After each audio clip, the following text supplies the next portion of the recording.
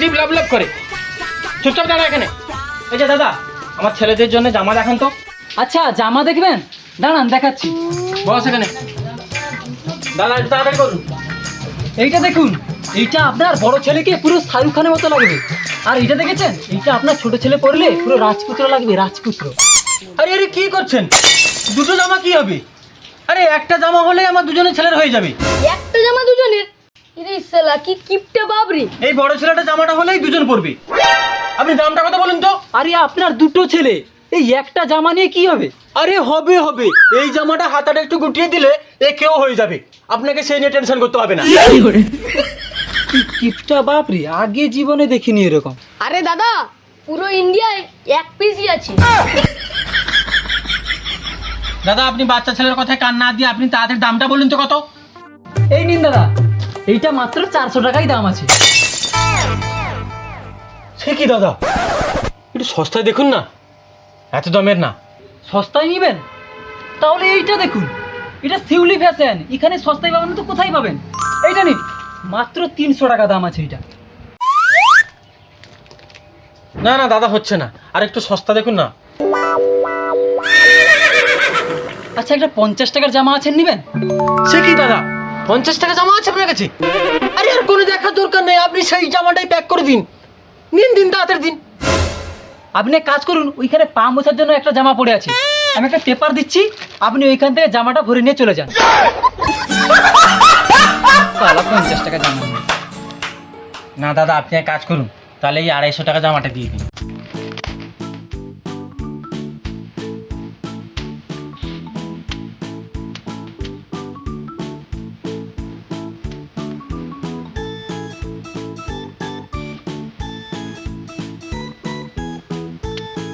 শালা এত হাড়কিপটা লোকও দুনিয়াতে আছে আমি জানি।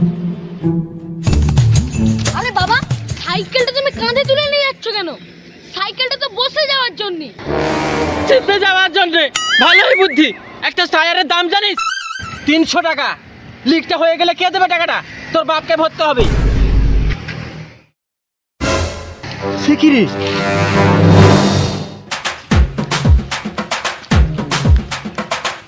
এত বড় বিড়ি কেউ ফেলে না করে 14-15 টান মতন হবে।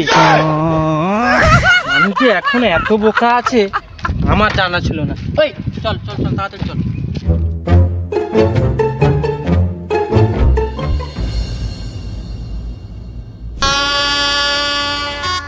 বাবা, ও বাবা। কি গো, তোমার বাড়িতে কেউ নেই নাকি?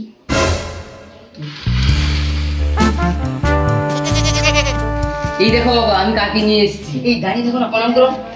থাক থাক থাক থাক থাক। এই হলো তোমার বউ। সে কি রে, এত বয়স হলো আমার, তাও তুই আমার জন্য এত ভাবিস? আমার যে কি আনন্দ হচ্ছে। আরে না না, এ তোমার বউ না গো, বউমা। বৌমা?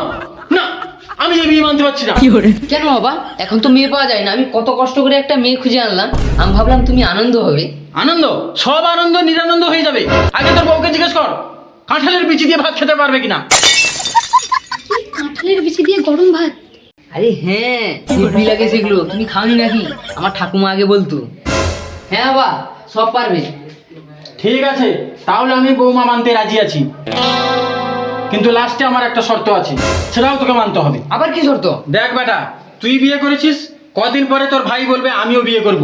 তোর বউ, তার বউ, দুটো বউ, ডবল খরচা। আমি কিন্তু এত খরচা তুলতে পারবো না। ঠিক বলেছো বাবা, আমিও তোমার মতো একমত। মানে তুই কি বলতে চাইছিস? আরে দাদা, তুই বুঝতে পারছিস না কেন? বাবা মনে হয় আমাদের পঞ্চ পাণ্ডবের কথাটা বলতে চাইছে। 5 জন বর, একটা বউ, সেই হিসাবে আমরা 2 পাণ্ডব। বাহ, এই না হলে বাপটা বেটা। আরে শালা, এ তো ঘর শত্রু বিভীষণ। আমার বউকে নিয়ে টাকাটা নি। আমি আর এই ঘরে 1 মিনিট থাকবো না, আমি বউকে নিয়ে চললাম বিদেশ। এই চলো। আর হ্যাঁ, মা মারা যাওয়ার সময় আমার নামে যে রাস্তার পাশে 1 বিঘা জমিন করে দিয়েছিল, সেটা তুই ভুলে যা। বাবা, তোমার মনে এত পাপ, তুমি দাদাকে এত বড় কথাটা বলতে পারলে বাবা? আরে আমি কোথায় বললাম কথাটা, তুই তো বললি। বাবা, আমি না হয় ছোট, আমি না হয় ভুলে বলে ফেলেছি, কিন্তু তুমি তো একটা আমার বাবা। মুছে ফেলো বাবা, মন থেকে সব পাপ মুছে ফেলো। আয় দাদা ভিতরে আয়, এই 1 বিঘা জমি ছাড়া আমি থাকতে পারবো না। বাবা বরণ ডালাটা সাজাও। কি বরণডালা সাজাও? তুই কি উল্টো পাল্টা কি কথা বলছিস? বরণডালা সাজাতে কত খরচা জানিস? তেল লাগবে, বলতে লাগবে, আগুন লাগবে, এত খরচা আমি তুলতে পারবো না। এমনি এমনি বাড়ি চলে যা। বাবা দেখেছি এরকম কিপটে বাবা আমি কখনো দেখিনি। একে ঠিক আমি সাইজটা করে দিব।